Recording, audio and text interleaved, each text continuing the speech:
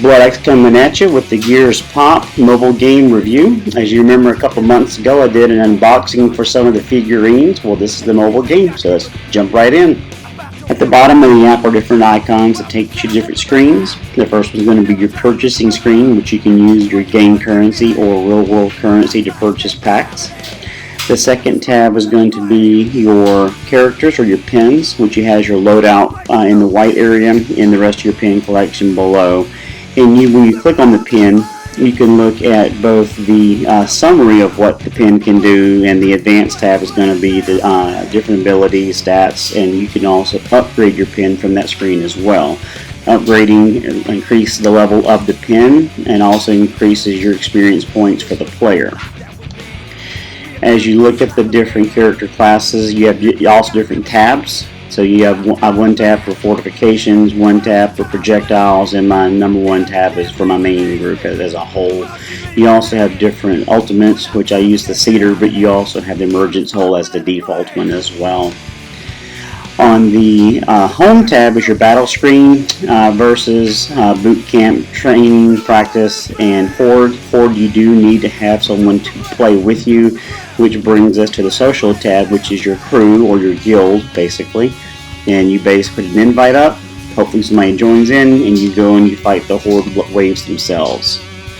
The last tab is going to be your missions. Every day you get 3 missions, which gives you 50 coins and 10 gold pieces so far. Matchmaking is just a basic battle. This matches you versus someone else. You can actually attach it to your Xbox gamer tag, so you can track your achievements on your Xbox gamer account, or you can just create one in game. And I've seen a mixed bag of kind of both. Only a couple of players from my Xbox Live friends list actually play Gears Pop, but for the most part, it's what I've seen it's mainly going to be people just downloaded the game and play from there. The objective is basically to do damage to the other side. You have a turret on either side, plus the player behind the barricade in the middle. And as you hop over different obstacles, some characters will actually try to acquire that space, changing the color from red to blue. Once you turned it to blue, and you have acquired both sides, you can actually advance your tokens beyond that blue line point. If you haven't acquired that depth, then you have to start back where your character is, which makes traversing the entire field a challenge.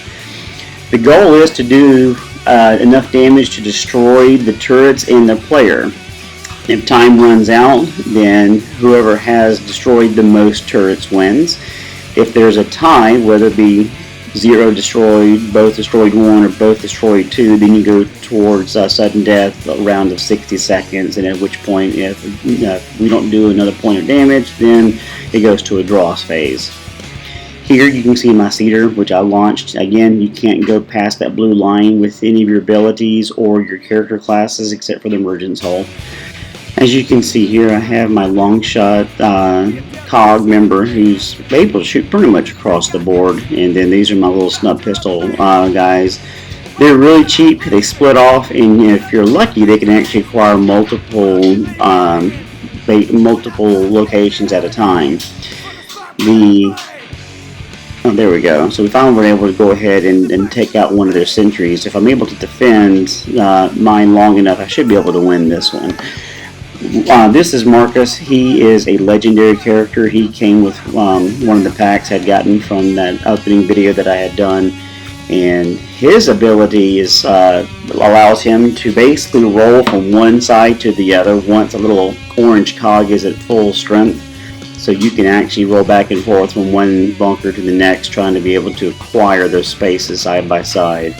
Damage-wise, he's not as good as the other Marcus that you see at the bottom of the screen, but durability, he does have more hit points. Just like with any other game, you have common, rare, epic, and legendary characters. So the gold ones are going to be your epic ones, and the purple are going to be your legendaries. Those are more expensive to upgrade, but generally their skills are much better. Alright, we got a win.